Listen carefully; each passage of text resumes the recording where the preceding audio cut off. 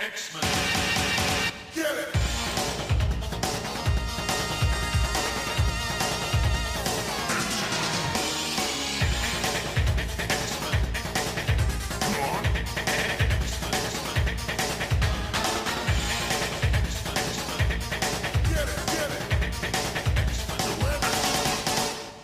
Hey everyone, and welcome to another exciting episode of Battle of the Atom.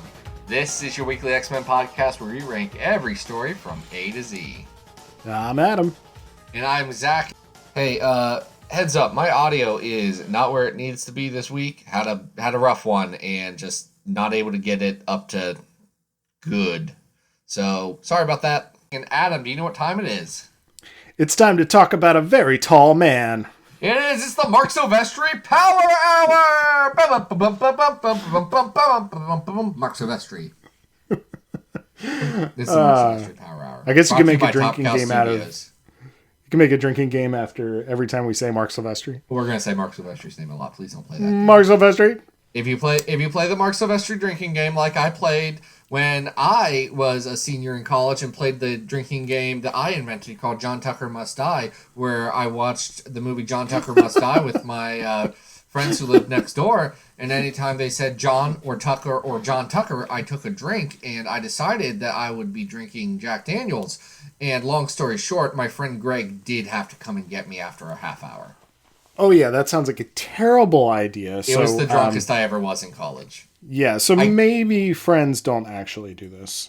Yes, please don't drink every time we say Marc Silvestri, or Marc Silvestri. But we are going to talk about Marc Silvestri, a very tall man who I have met once at New York Comic Con 2019. God, that seems like an eon ago. Yeah, and that's I was 4 times. I was shocked to see the height of this man. So wait, Mark didn't even want to come on our podcast during New York Comic Con 2019. Why are we even having this? We could get Will Spartasio, and that was it. He's a very busy man, Zach. Let me tell you, his line is long, and I believe, ask him this question while he was trying to eat a sandwich. So we can forgive Mark. One day. You can forgive Marc Silvestri if you want. I'm mad at him and the sandwich artisan that made that. Oh, my goodness. You haven't lived till you've seen a very tall man eat a sandwich in front of you. But we have 3 Marc Silvestri. Sort of. We have 3 Marc Silvestri stories. Marc Silvestri was key to all of these stories existing. And is credited in some way or another on all of them. Yes. So, who do we have to thank for our first story, Uncanny X-Men something or other? We have to thank Dave Shevlin. Dave went on over to patreon.com/comicsxf and supported local comic book journalism like ours. Dave also runs Comfort Food Comics. It's a website that if you like the staff of Xavier Files, if you like the staff of Comics XF, the name that we've had for months and I've known about for even longer. Several of them are regular contributors over there as well, so go check out some of that stuff. There's there's a book that Corey McCreary is writing about the Triangle era of Superman that is through articles that are going up on Comfort Food, which is great. So yeah. I just got DC Universe Infinite or whatever it's called. I am not reading all the Triangle era of Superman. That seems like a real big ask. I did read. Adam, have you read Superman's Pal Jimmy Olsen by Matt Action Fraction and Steve Lieber? The guy that made us think Nick Spencer was good for a little bit? Look, here's the thing. My time is limited, and the amount of comics I'm going to read is also going to be limited. I've never been a DC person, and I don't expect to ever be. However, I do make exceptions when I see that there are these very highly regarded things that people tell me to like. So that is something that I have on my list. Have I read it? No. But I hope you enjoyed it. I'm not a DC person. I have no affection for Superman's pal Jimmy Olsen in any way, shape, or form.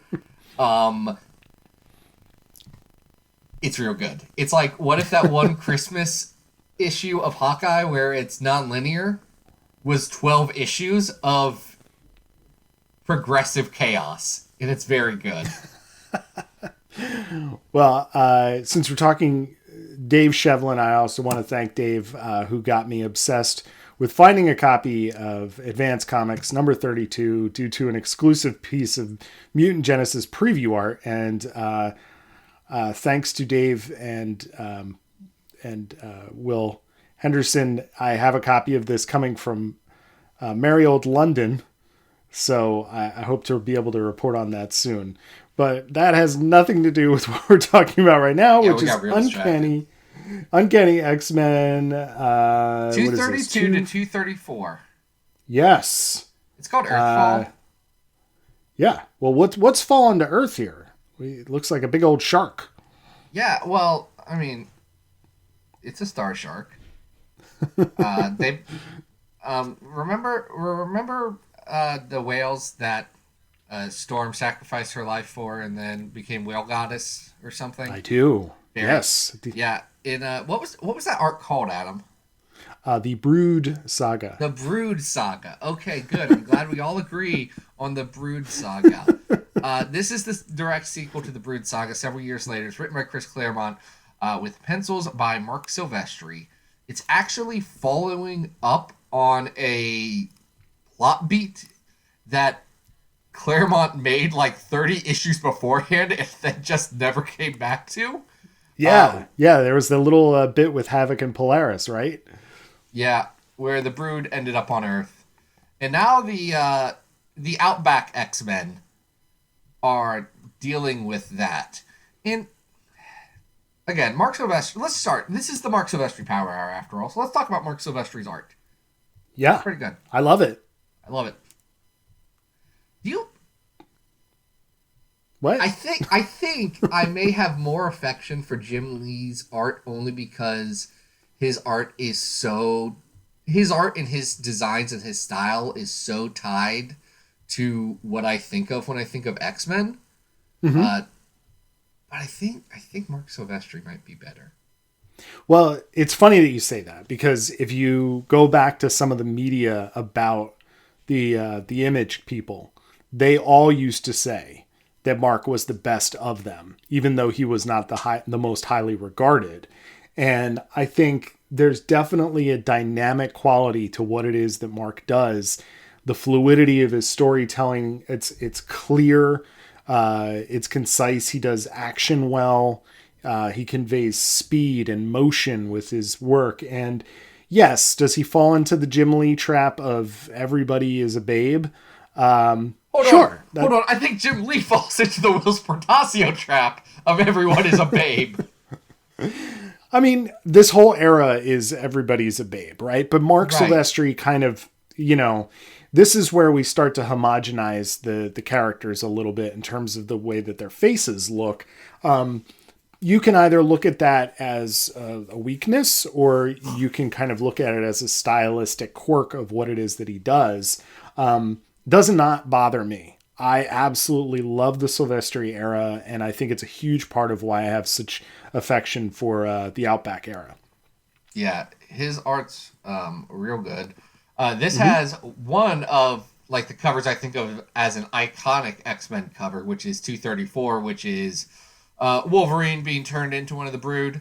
And he's sitting there screaming out in pain. He ain't happy about it, that's for sure, because we have a group of humans that have been infected and are continuing their plot to continue to infect other people. And it just so helps that one of them is a paramedic. So he gets to arrive on crime scenes and help infect more people into their group. It's going pretty well, actually, until the X-Men catch on to what's going on and start to get infected themselves, unfortunately. Yeah, you talk about the people that they infected. The Brood specifically infected some mutants so that there would be Brood mutants. Right, yes. Such classic Claremont characters as Brickbat and Spitball and Dive Bomber and Whip Hand, who has whip hands. The Brood mutant... This is not Claremont's finest hour. These three do not... the Brood sections do not live up to the hype of the Brood returning after the Brood saga, I feel. It's a strange thing because we are getting the build up, I think, is pretty good. You know, with the humans being attacked by this Jaws from space spaceship. The opening like section of this, yeah. Right, it's cool. But we evolve into what is the centerpiece of it, which is this giant fight scene that takes place in an alley, which is understandable. It makes it a lot easier to draw because it's this single setting, but it also is like not as exciting. There's also in Claremont, classic Claremont fashion, this whole B plot that involves a televangelist. Tell me if you've heard this one before. And it culminates with the Brood almost assassinating this guy and Wolverine having to stop that from happening. It's there's a little bit of a greatest hits quality to this particular arc. Would you agree? It is, except for very explicitly, he ends up being like, "Oh, we shouldn't be jerks to mutants." Yes, this is not a William Stryker. He is a pro mutant televangelist. Yes, William Conover instead of William Stryker. Sure. The other really cool part of this, which has nothing to do with either of those storylines, is that we are getting the transformation of Maddie Pryor leading up to Inferno. The best part of this. Yes. So that part, which is extremely visual, and you're not really sure what's going on. There's all this, imagery about, her coming to grips with the fact that she's a clone of Jean, in not literal terms, but it's all visual, is really interesting. And I love the way that's handled. That is exceptional visual storytelling. It's expressive. It's experimental in a way that Claremont really wasn't often writing towards. He's a very literal writer a lot of the times. Mm-hmm. And this is playing around and doing some incredibly interesting stuff. And if you do pick these issues up for any reason, it's gotta be for that, because that's so good. It does a great job. Claremont does a great job getting into Maddie's head, making you feel for her and really want to support her in her decision-making skills up until she tries to assassinate several babies. And you get why she's doing it, but just baby murder's still bad, Madeline. Love you, girl. Logic, yeah, the logic goes out the window faster than a mailbox that'll eat your hand. So, hey, quick plug. Chris is on Infinite Earths just did Inferno, and those 3 episodes were delightful. That's the podcast that friends of the show, Chris Edelman and Christy Edelman, do. It's super good. And actually, on one of the episodes, a friend of the show, Noah Fowl, was there talking about fun things like Inferno. Yes. So if you are mad at us for saying that Inferno's not perfect, go listen to them. Yeah. If you're an Inferno fan, you will absolutely love that trilogy of episodes. But the 233 is the one with the Maddie Pryor stuff. So if you haven't checked that out, check it out. And, I think also to Silvestri's credit, there's a couple little visual gags in here that I really like. Mm-hmm. I don't think that Silvestri gets as much credit for his humor as because I wonder if Claremont's writing these things into the script, but there is this really funny gag in the 3rd issue where these 2 people are making out while Dazzler is being attacked. And they're like completely non-fazed by what's happening around them. It's great. Like there are these little things that he does throughout this and into Inferno that, I don't think he's known for that, but he's good at it. There's like a loony quality to what he does sometimes. No, this isn't bad, but I would like right after this is the Genosha arc. Yes. It's not that good, so it's in a weird spot. And Yes. it's a sequel to a very good story. So it has tough comps, and that's a problem for it. But that's all we do on this show is tough comps, isn't it? I was going to say, if we're comparing things, we might as well rank it on our big old list. Okay. We've been ranking every X-Men story from best to worst. Number one story on our list is the House of X Powers of 10.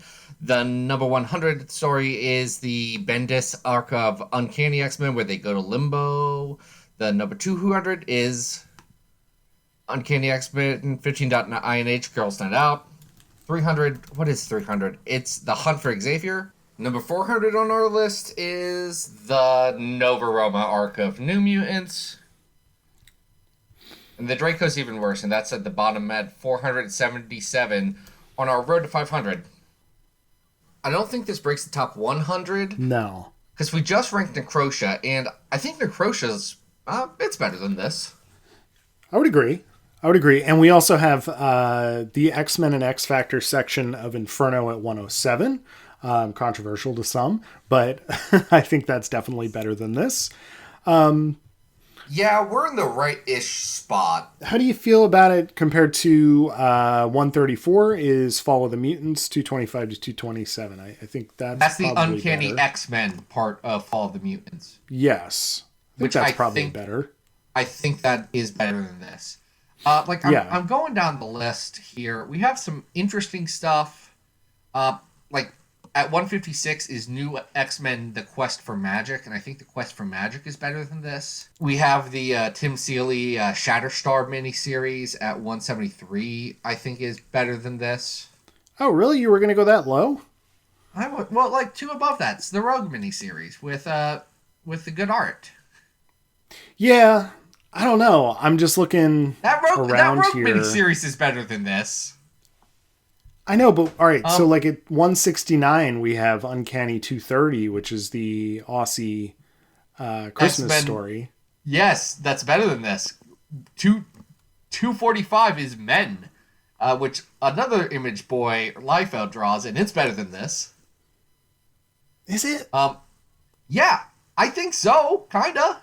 All right. Let me ask you this. We're definitely here's the thing. We are definitely in the right realm. All right, I see you have Phalanx Covenant Generation Next highlighted at 180. I would say Phalanx Covenant Generation Next is better than this. I think, to me, this is better than number 200, which is 15.INH Girls Night Out. Probably, okay, actually, I know exactly where my floor is. Okay, go ahead. This is better than Kingdom's Fall from Extraordinary X-Men at 192. The, good arc of that one. Okay, yep, you just highlighted it. I think we found the spot. So at 183, we have Madripoor Knights. I think Madripoor Knights is better than this. Madripoor Knights better. Right. Now, at 188, we have the last arc of All New Wolverine, 33 to 35 Old Woman Laura. And above that, we have Power Pack 20. I think this is better than Power Pack 20 and not as good as Kitty Pryde and Wolverine at 186.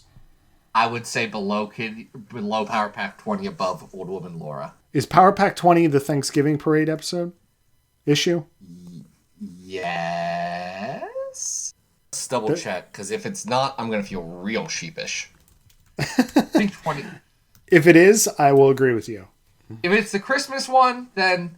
Okay, that's the Christmas one. That's Proto. Yeah, this can go above... I'll put it above it. Thank you. I'll put it above that.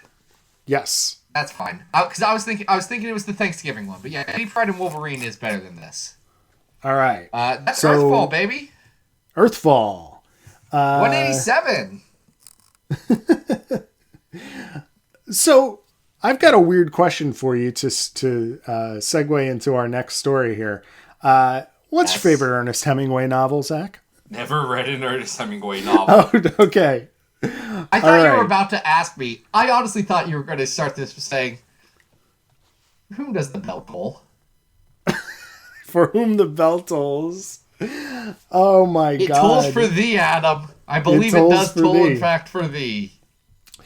Well, this is another Aussie X-Men era story, except this is after Silvestri leaves Uncanny and jumps over to Larry Hama's Wolverine.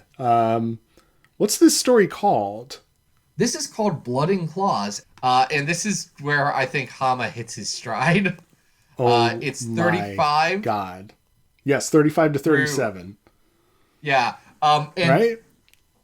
so I once wrote a thing for Polygon.com, a video game website, about the 10 best Wolverine stories. And Was this one of them? I included this in a long run of Wolverine stories. Like, I just kind of included everything that follows this too. Because I could. Because it only gets wilder from here.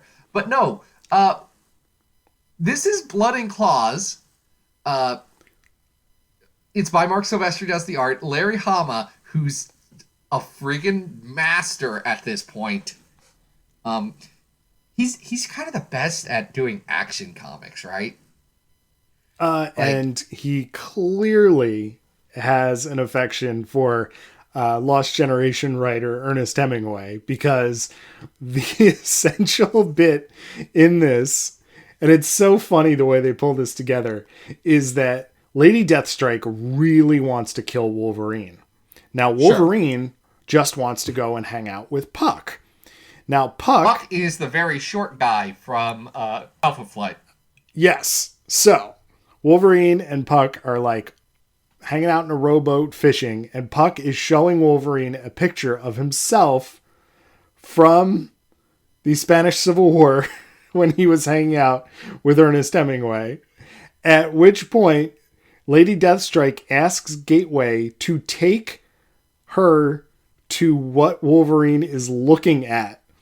So Lady Deathstrike suddenly appears out of the air, but because she asked her to Gateway to take him to what Wolverine was looking at, they are transported into a sort of amalgam of Hemingway books. So when we arrive, first of all, Puck becomes Judd. Puck now is tall, as he once was. It's Puck as he was during the Spanish Civil War. Right.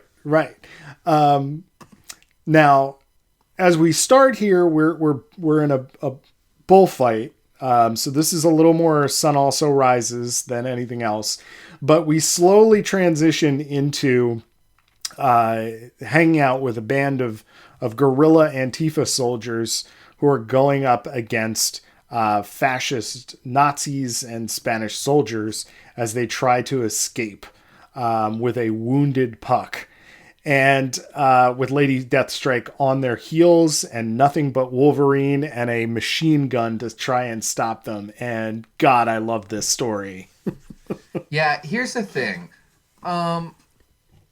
Wolverine fights Nazis and fascists in the Spanish Civil War with his good friend Ernest Hemingway and Puck. Lady Deathstrike is like, yeah, of course I'll be on the side of the fascists. My dad was, or is, a kamikaze pilot in World War II. That's about to happen. So I'm all for this. Listen, not great. A lot of comics characters work with Nazis, as in Hydra, who are also Nazis. But Lady Deathstrike's working with Nazis as in, like, actually wearing Nazi clothes, which is bad, but it doesn't matter because Wolverine takes a Gatling gun and starts blowing the heck out of him. Like this, you say there's a lot of Hemingway influence in this, and I have to believe you. Do you know what my cultural reference that I'm pulling from here is? I'm gonna guess you're thinking of Arnold Schwarzenegger movies. I was thinking of G.I. Joe. This seems G.I. where Joe. Pablo was like, hey, I couldn't use actual Nazis in G.I. Joe, so can I have Wolverine just kill a bunch of Nazis and look cool doing it? Because Marc Silvestri draws this great, and Wolverine just mows down some Nazis. He's in the business of killing Nazis, and baby, business is a booming. Yeah, he does go full Schwarzenegger commando here. He dons the brown and yellow costume, which he just happens to still be wearing despite the time travel. And God, if this isn't fantastic. Like, it's such a good. It leans on so many macho tropes. The sheer presence of Ernest Hemingway walking around with some, babe on his shoulder, as they team up with the local rebels is one. But then we also get this sort of action movie trope, Predator Commando style of Wolverine taking on this platoon that's coming after him. And then we do get this extremely savage that turns into like a time traveling fight between Deathstrike and Wolverine to wrap this up. It's so cool. It not only is a time traveling fight as they are whipping back through the timeline, they are going back through all of the other Wolverine Lady Deathstrike fights, which all of them have been good so far. They continue to be. It's like, hey, you remember that time that Wolverine and Lady Deathstrike fought in the snow, and it ruled? We're gonna do that again. We're gonna see that again. And I think Katie Power is there and asking if she can open her eyes again. Mm-hmm. It's so good. Because you have all this going on. In the present, you have Donald Pierce setting up some stuff for where this arc will go. Right. Involving LCD and Albert, who are great, and we'll talk about them some other time. Albert's a robot Wolverine that you think is the weapon to destroy Wolverine, but actually the small girl is named LCD is made out of C4. I love it. I love it. I also I mentioned this before we started recording, but I think it's also really important to note that despite the fact that we do have these characters that are Nazis in this story, it's very different from what it is that we've been seeing visually in things like Deadpool versus X-Force and New Mutants Forever. These characters are wearing actual uniforms, and they don't look like some kind of weird superhero with like swastikas tattooed all over themselves. They legitimately look like historically accurate costumes, and I think it adds because they were people in 1939 and real Nazis that knew Hitler. Right, like I think there's a really interesting contrast between the cartoony way and, which you think that you're using the iconography in a way that like makes sense. And then you switch over to this and it's like, essentially a very silly action story. But it's still putting you in the place so that it feels a little bit more legitimate and more exciting when Wolverine does take them out. This is still an action story, but where it uses the iconography, it uses it because that's the iconography that would be around. It does not make it toyetic, which I think Deadpool versus X-Force specifically made, and then similarly with the New Mutants Forever, it was how do we make supervillain costumes for Nazis, and they already had them. It was designed by Hugo Boss. They already had supervillain costumes. They were called the Nazi uniforms. So we don't need to do anything more than that. It's the right level of treating it with respect, and also with Wolverine having absolutely no patience for Nazis, and Ernest Hemingway having no patience for Nazis, and Puck having no patience for Nazis, and them just being like, nope, we understand that historically the Spanish Civil War is not going to go well, and that's going to be but another domino leading into World War II. But we digress. We're going to do our best to fight these Nazis.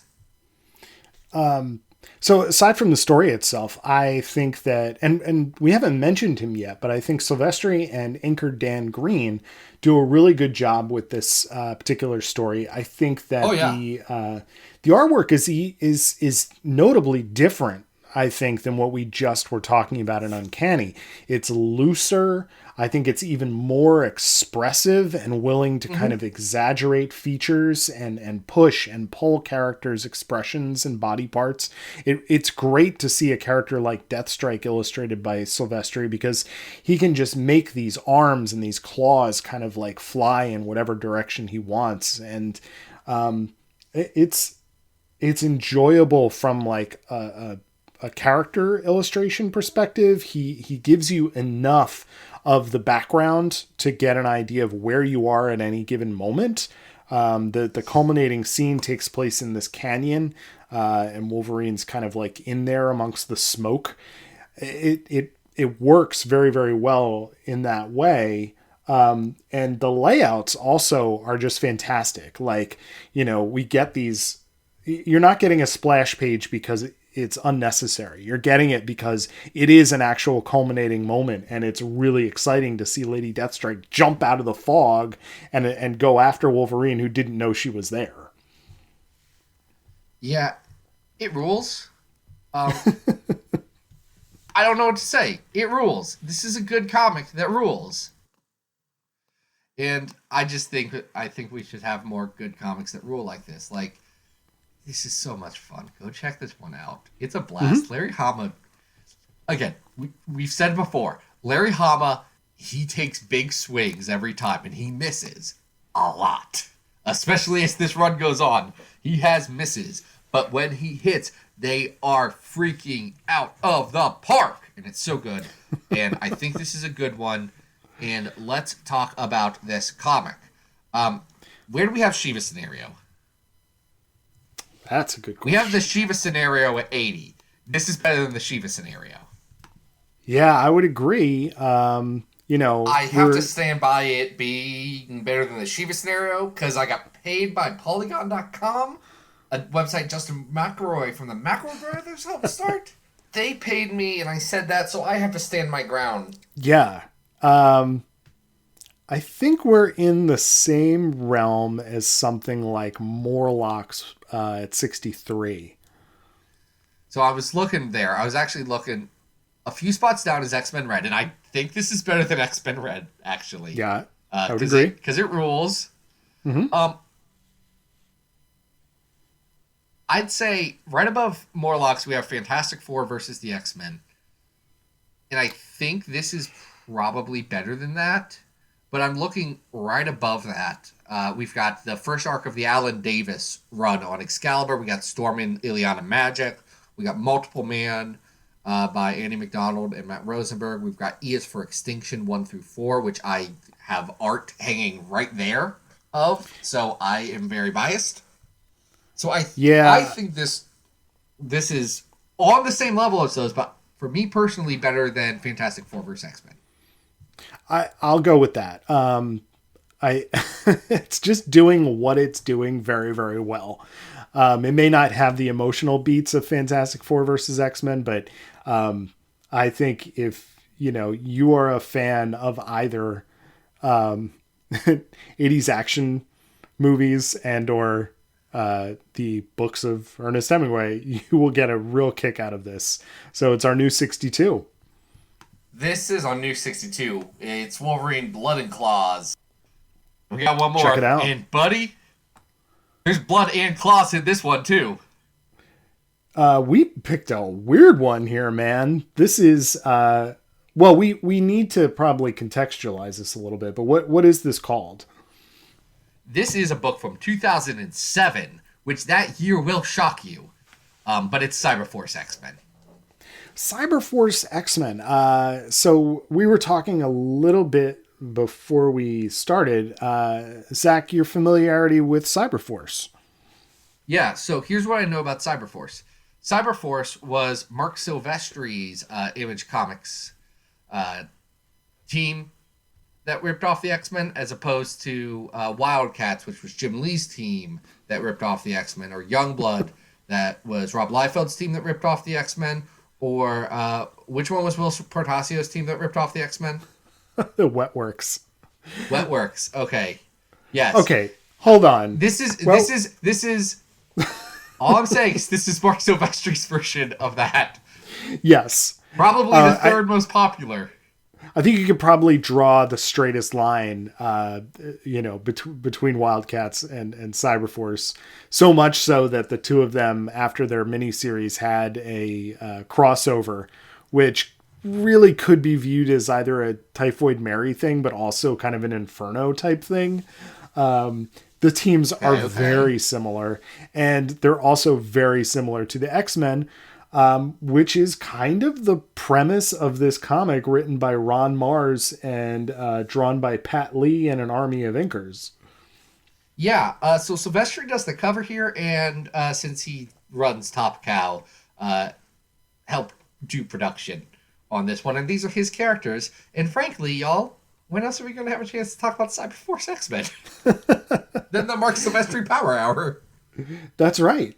So even though Silvestri is not drawing this, we do have a crossover between not the entire teams, which I think is an interesting choice, but two characters from each team that are very, very similar. Wouldn't you say?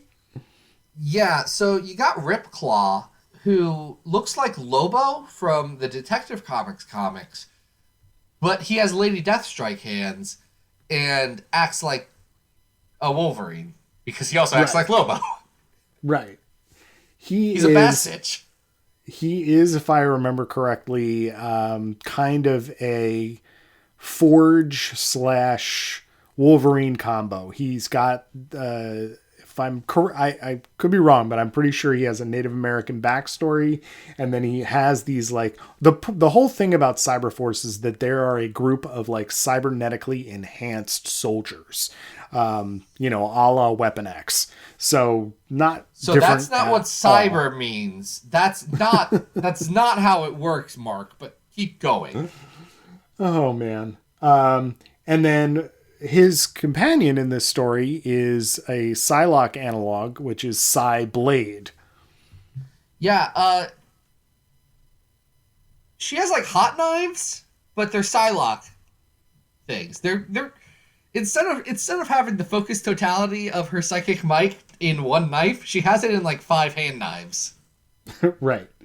Now, the two of them are killing members of the Hand. Fair enough. Things are going swimmingly. Not sure why that's happening. And then Ripclaw kind of gets Days of Future Past by a Sentinel. He gets very Days of Future Pasted by a Sentinel. Like it's just, you look at it and said, yep, they did it. They are leaning into the fact that this is a dumb crossover. So you're going to do as many X-Men homages as you can. So the two Cyberforce characters get captured by these Sentinels, and Wolverine and Psylocke investigate, and they break them free out of captivity. They talk, and they basically acknowledge that they are the analogs of the other people. Literally, Wolverine says, "The X-Men have a school. I think we got a couple extra bedrooms." Assuming it wouldn't be overly confusing having 2 guys with claws and 2 ladies with energy blades. Interested? Yeah, he invites them to be X-Men. That right there is the moment where I and this comic understood each other. We got to a point where it was, look, we know what this is. This is Cyberforce meeting X-Men. And Cyberforce ripping off X-Men. And we're just going to accept this for what it is. And we're going to tell a story where Cyberforce and X-Men team up to fight a Sentinel. And that's all you want, right? That's what else? And what else did you want? That is literally all that happens. And the analog goes so far as to, once they've defeated the Sentinels, there is a splash page which actually does a split screen between the current members of Cyberforce on one side and the classic X-Men lineup on the right side, so that you can kind of imagine who is supposed to be who on each team. They are not it's the most skirting around comic stuff. It's great. It's stupid. It's quick. Almost nothing happens. And really the whole point of it is just to sort of like tongue-in-cheek say, hey, yeah, we ripped you off. It's not a good story, but it's kind of a great comic. Like, this was never going to be a top shooter on our list, but what else could this comic have been? Like, we saw what happens when you try and reach for the stars. We read Wildcats X-Men, and that's 2 good issues and 2 real bad issues. Where this, it's just giving you, it's like, here, look, Psylocke and Psyblade are standing back to back, Psyblading and Psylocking people. What else do you want? Yeah. I mean, it's right there. So I'm curious what you think of it in comparison to at 390 on our list. We do have Wildcats X-Men, which is a much more ambitious project. This is much more of like kind of a treat. You know what I mean? This is the lollipop that you got after you went to the dentist, and they probably shouldn't have given you that because that gives you cavities. But whatever. Wildcats X-Men has the Travis Charest and Jim Lee issues, which are very good. Jim Lee issue's not good from a story standpoint. It's good because Grifter makes out with Jean Grey, and I love it. Grifter from the Detective Comics now. That's right. Batman's friend, I guess. Batman, a guy who I don't read it. I assume he just lives in Gotham City now. I've been meaning to read that because Rosenberg's been writing it, but I haven't gotten a chance to do that yet because I don't read DC Comics. I actually have on my list of things to read in the DC Comics on my new DC Comics app, the James Tynion the Fourth run, which I think brings Grifter in cool. to the fold and then spins him back out. James Tynion the Fourth. I'm reading Department of Truth. Yeah, y'all. No one told you that Department of Truth was a Bill Sienkiewicz looking comic. That came out. I just bought the first trade of that. It is so good. It's a treat, and it's 6 issues in. Go catch up on it. Grab the first trade. It's gorgeous. That's who's that? Matthew Simmons, I believe. And the trade is only $10 for the first 5 issues. So no, I know we're giving you a lot of recs this time. Go pick up Martin Simmons. Excuse me. Go pick up Department of Truth 1 through 5 because it's super good. Yeah. If you're afraid that it's a story about conspiracy theories and you live in the world we live in right now, I appreciate and understand that, but it walks the finest tightrope I've ever seen to the point that the premise calmed all my concerns about the high concept of what if every conspiracy theory was real. Yep. It's incredible. We're not ranking that. We're not ranking that right now. And it's weird that we got on that tangent. That's okay. We got on that tangent to say X-Men Wildcats also has those 2 really bad issues at the end, including stuff that's incomprehensible. See, this is silly, and I'm sorry, finish your thought. Oh, I was going to say that just a few spots down from it is Apocalypse versus Dracula, which is not an intercompany crossover, but is a crossover of sorts and is bad. So I would say probably above that at $3.95. Well, and right above that, we have the equally dumb X-Men the Movie Special, which was the tie-in to the Wizards of the Coast game that we talked about in our last episode. It's better than that. So I think this could go in between those 2. What do you think? I think this would be better. I found more joy in this than the trading card game tie-in. All right, then it'll go... Days of Future Present is probably better, right? Yes, absolutely. That has that beautiful Art Adams issue. So we will always give it credit for that. So this will be our new $3.94. And, this will be $3.94. Maybe we didn't say Marc Silvestri as much as I thought we would.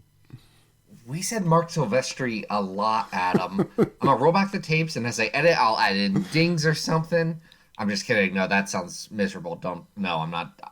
You know I didn't do that. There will be no dings. No bespoke dings every time I see Marc Silvestri in the Marc Silvestri Power Hour. But we do want to thank Dave Shevlin for throwing money our way so that we could have the Marc Silvestri Power Hour. This was fun. Give us more weird suggestions, folks. Give us dumb things. Give us high concepts. Don't just say, I think Dark Phoenix Saga was neat. I can't do anything with that. You give me, you know what, y'all? I really am interested in comics where Wolverine makes food. I can find weird stuff with that. I already have 2 out of the 3 off the top of my head. Just coming up with that off the dome. So, give us more weird, dumb suggestions. Like Dave went over to patreon.com/comicsxf. That's where you have all the latest and greatest in good comic book journalism from the good comic book journalism teams. It's fun, and I like it, and I think it's a good website, and I think you should check it out. We have really good stuff like there's a really good retrospective that Vishal Gulapalli did about his conflicted feelings about the Nick Spencer Captain America runs. That will be up. Adam hasn't read it. He's just oohing and ahhing because no, I want to read it. I love Vishal's stuff. It's a good article. I'm really excited about what Vishal's got cooked up. I just have to put it up on the website, and actually I have to open up the Marvel Unlimited app and get pictures from a run that I hate. And he has conflicted feelings on because you read the thing. It's for good reason. I would not be putting Nick Spencer apologetics on the site. Go in with this. Anyway, go check out that website or Twitter, which is ComicsXF. Adam, what's up? Oh, guys, you can always follow me on Twitter at Arthur Stacy. I recently transformed my my X-Men Transformer, so you can read about that on CXF. I don't know if this will be out by the time this episode comes on, but I'm going to do an article about everybody on CXF's cats. So if you like cats, that's going to be exciting. We're a no-nonsense website that only gives you the best no-nonsense comics content. What are we doing next week? Do you know who else? Well, we're going to be dealing with a no-nonsense man, and that is the old man, Logan. Yes. It's time to get old, Zach. I'm already old. I'm so old. I'm bringing my cane to the next episode. I'm nearly 30. I might as well be dead. They're going to start calling me Old Man Jenkins soon. Old Man Jenkins. It'll be good. Me and Adam Old Man Logan. We have so many comics to read for this because Old Man Logan's long and some of the other stories we chose were long. We make interesting choices with our free time. But until then, folks, this has been Battle of the Atom, and we hope you survived the experience. Get it!